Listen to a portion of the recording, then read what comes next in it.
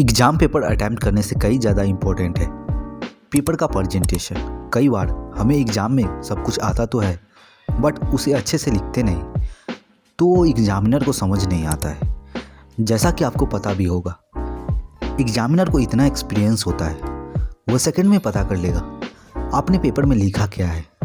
तो आज की वीडियो में मैं बात करूँगा एग्ज़ाम में पेपर को अच्छे तरीके से कैसे लिखें। पेपर मिलते ही आपको ये समझ में आना चाहिए कौन से क्वेश्चन कितने मार्क्स का है, कौन से क्वेश्चन इजी हैं, कौन से क्वेश्चन टफ है। उस 15 मिनट में ही समझना है, अच्छे से सारे क्वेश्चन को रीड करना है। ऑलमोस्ट स्टूडेंट गलतियाँ ये करते हैं, आता हुआ क्वेश्चन छोड़कर आ जाते हैं। पता है क्यों? बिकॉज वो दूसरे स्टूडेंट पे ध्यान देते हैं, वो कितना जल्दी लिख रहा है, कहीं मुझे जो आता है वो गलत तो नहीं। ये सब सोचने में ही सारा टाइम वेस्ट कर देते हैं और टाइम ख़त्म हो जाता है। इसलिए वो ऐसे स्टूडेंट अपने पेपर को अच्छे तरीके से अटैम्प्ट भी नहीं कर पाते। तो हमेशा इजी क्वेश्चन को अटैम्प्ट करो। पहले वैसे क्वेश्चन जिसे पढ़ने के बाद आपको लगे ये मुझे आता है, उसे पहले करो। देन वैसे क्वेश्चन जिसमें आपको थोड़ा बहुत ही पता हो। लास्ट में वैसे क्वेश्चन जिसमें आपको 1-2 लाइन ही पता हो, बट क्वेश्चन सारे अटैम्प्ट करना है। जब भी आपको इजी क्वेश्चन करना स्टार्ट करते हो, आपको अंदर से एक कॉन्फिडेंस डेवलप होता है, जिससे आप और भी चैलेंजिंग क्वेश्चन करने के लिए मेंटली तैयार हो जाते हो। ट्राई करो लिखने का स्पीड को बढ़ाने का। अगर पेपर मैथ्स का हो, आपको कैलकुलेशन काफ़ी फास्ट करना होगा।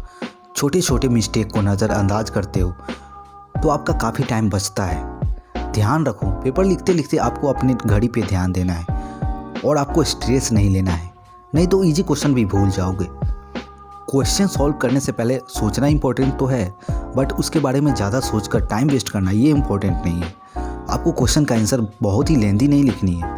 एग्जाम्पल, आपको क्वेश्चन का आंसर पता है, वो क्वेश्चन 3 मार्क्स का है, तो उसके बारे में पूरी कहानी लिखने की ज़रूरत नहीं है। जितनी की ज़रूरत है उतना ही लिखना है। ज़्यादा लिखने से आपको ज़्यादा मार्क्स नहीं मिलने वाला।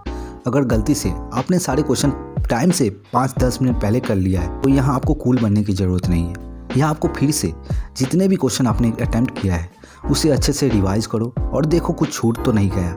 कई बार पेपर में मल्टीपल चॉइस क्वेश्चन दिए जाते हैं, इसमें आपको जल्दीबाजी नहीं करनी है। अच्छे से क्वेश्चन को पढ़ो, फिर उसका आंसर करो और सारे क्वेश्चन अटैम्प्ट करो। क्वेश्चन का आंसर करते समय आप आसान भाषा में उसका आंसर करो, जिससे आसानी से पढ़ा जा सके।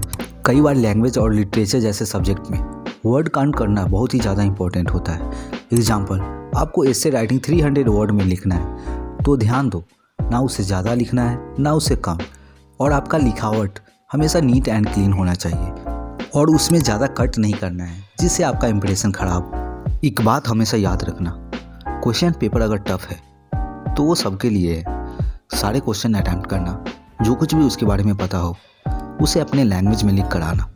कई बार क्वेश्चन को इस तरह से मॉडरेट किया जाता है, आपको लगेगा आपने इसके बारे में कुछ पढ़ा ही नहीं है, बट एक्चुअल में वो आपके सिलेबस का ही होता है। उसके लिए आपको हर एक टॉपिक को अच्छे से रीड करना है। एंड वीडियो के लास्ट में यही कहूँगा, अगर सोचते हो कोई एग्ज़ाम हॉल में आपका हेल्प करेगा तो ये आपकी बड़ी भूल है। वहाँ सेकंड भी काउंट किया जाता है, तो कोई हेल्प भी करना चाहे तो कर नहीं पाएगा। आप खुद के दम पे पेपर दो, रिजल्ट आने पे खुद पे गर्व महसूस करोगे।